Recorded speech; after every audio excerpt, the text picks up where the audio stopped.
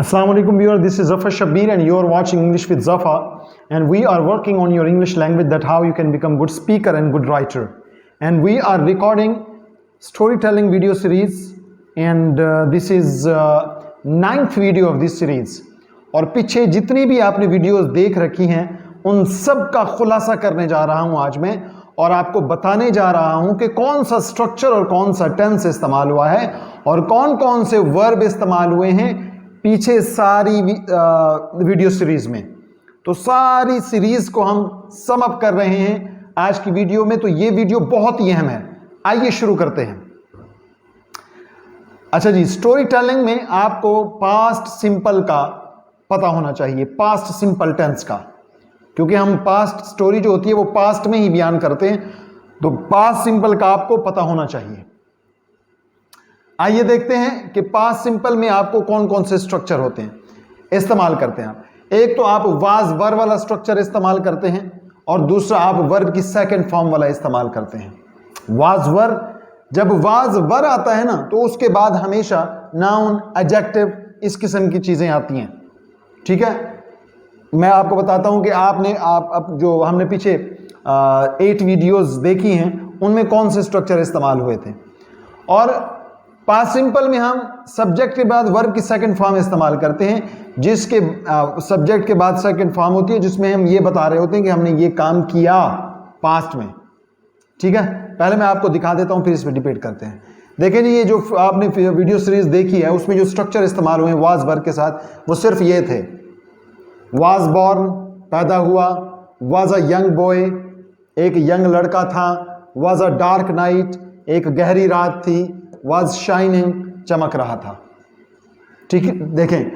अच्छा, was verb के बाद मैंने आपको पहले बताया हुआ है दो चीजें आ सकती हैं, या नाउन और एडजेक्टिव आएगा, या फिर वर्ब की आईएनजी फॉर्म आएगी और यह बता रही होगी कि कोई काम जारी है, पास्ट में कोई काम जारी है।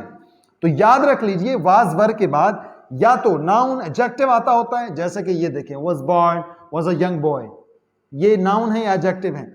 लेकिन यहां वाज शाइनिंग वर्ब की सेकंड फॉर्म इस्तेमाल हुई है, तो ये वाज वर्ब का कॉन्सेप्ट आपको आ जाना चाहिए। वाज वर्ब के बाद या तो वर्ब की आईएनजी फॉर्म आ रही होगी और काम के जारी होने को बता रही होगी, या फिर उसके बाद नाउन आएगा या एडजेक्टिव आएगा जो आपका स्टेटस बता रहा होगा कि आप किस हालत में हो, मतलब नाउन का स्टेटस बता रहा होगा। यहां तक बात वाज़ेह है। वर्ब की सेकंड फॉर्म में क्या होगा कि पास्ट में कोई काम किया, जैसे पीछे वाली वीडियोस में ये वाले स्ट्रक्चर इस्तेमाल हुए थे, ये वर्ब इस्तेमाल हुए थे, मतलब इनकी second form. Grew up, Ibrahim के बारे में था ना, व्हेन इब्राहिम ग्रीव अप, जब इब्राहिम बड़े हुए, he used to think a lot about the things, उन्होंने बहुत ज्यादा सोचना शुरू कर दिया। या when he grew up he became a great prophet, वो एक ग्रेट प्रॉफिट बने। ठीक है जी। दूसरा था बिकेम, वो मैंने बता दिया, ही बिकेम, वो बने। बिकम की दूसरी फॉर्म है। यूज टू की दूसरी फॉर्म है यूज्ड टू, कोई काम की आदत होना पास्ट में। मैं चाय पिया करता था, आई यूज टू टेक टी। मैं सोया करता था, आई यूज टू स्लीप। मैं खाया करता था, आई यूज टू ईट। अंडरस्टैंड कर रहे हैं। वांटेड दूसरी फॉर्म आई थी, चाहा।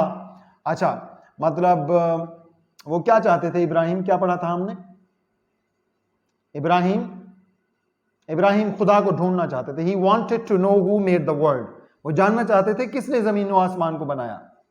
ठीक है जी, इस तरीके से आप भी सेंटेंस बना सकते हैं। थॉट, थिंक की दूसरी form thought. Ibrahim thought who made the world, Ibrahim ने सोचा ये जमीन किसने बनाई है। अच्छा जी, मेड, मेक की दूसरी फॉर्म, ये पिछले वाले सेंटेंस में हमने मेड का जिक्र कर दिया। अच्छा जी, ये क्या है? टॉट, टीच की दूसरी form. Who taught Ibrahim, Allah taught Ibrahim about everything properly, या Allah wanted Ibrahim to know properly about everything. Allah चाहते थे इब्राहिम सब कुछ के बारे में प्रॉपरली जाने। आगे देखिए, शोड, दिखाना। तो क्या था उसमें स्टोरी में, बोला आप याद करें ना जरा, मैं कोई और सेंटेंस बना देता हूं, मुझे माइंड में नहीं आ रहा ये क्या था। Allah showed Ibrahim lot of ways to realise to know about God, to know God, ठीक है। या मैंने अपनी लाइब्रेरी अपने दोस्तों को दिखाई, I showed my library to my friends, वो बड़े खुश हो गए, दे बिकेम हैप्पी, ठीक है।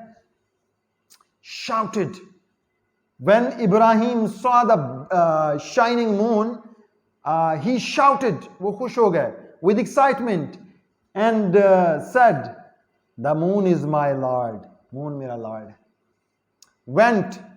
went away, वो था ना, when the morning light came, the moon went away, moon चला गया, ठीक है। अच्छा, when I came into the house, my cousins went away, चले गए। said, मेरे पापा ने कहा कि बाहर नहीं जाना, my papa said don't go out, came, आया। this morning one of my friends came from Canada and came to me and we met, looked, क्या था स्टोरी में, इब्राहिम ने इधर उधर देखा, इब्राहिम looked around, इधर उधर देखा, he looked the trees, he looked at the sky, he looked at the stars, सब कुछ देखना। realized, Ibrahim realized that Allah, who has created all these things which I can observe, these things are not my Lord, the creator of these things is my Lord। तो ये सारा का सारे आपने verb इस्तेमाल किए पीछे वाली पूरी सीरीज में, और ये आपने वाज वर्ब का स्ट्रक्चर सीखा। तो इसको फिर मैं वो कर देता हूँ, इसको क्लोज कर देता हूँ, समअप कर देता हूँ कि आपने स्टोरी टेलिंग में आपको दो ही स्ट्रक्चर आने होते हैं, वाज वर्ब, और वाज वर्ब जब आ जाए तो उसके बाद आप जब नाउन या एडजेक्टिव बताते हैं तो आप किसी चीज़ का स्टेटस बता रहे होते हैं। जब वाज वर्ब के बाद आईएनजी फॉर्म लगाते हैं तो किसी काम के जारी होने के बारे में बता रहे हैं कि वो जारी था, मतलब पास्ट में जारी था। मतलब मैं आपको कहता हूं, जब मैं आपके घर सुबह आया तो आप खाना खा रहे थे, तो खाने का काम जारी था।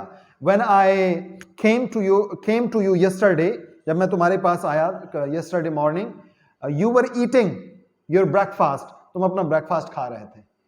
देखिए किसी काम के जारी होने को। दूसरा, मैंने वर्ब की दूसरी फॉर्म आपको बताई कि वर्ब की दूसरी फॉर्म होती है कि किसी माजी में कोई काम किया, पास्ट में कोई काम किया। तो ये अगर दो स्ट्रक्चर आपको आएंगे तो जो हमारी आने वाली सीरीज है एडवांस वाली, उसमें आपको मुश्किल नहीं होगा। तो ये वीडियो आपको कैसी लगी है जरूर कमेंट में बताइए और अपनी सजेशन जरूर बताइए। इस तरीके से हम आगे बढ़ पाएंगे और आपके लिए ज्यादा अच्छी चीजें प्रोड्यूस कर पाएंगे जिसमें आपकी सजेशन होगी। तो keep practicing, keep caring and keep praying. We'll see you in next video. Till then, Assalamu alaikum wa rahmatullah.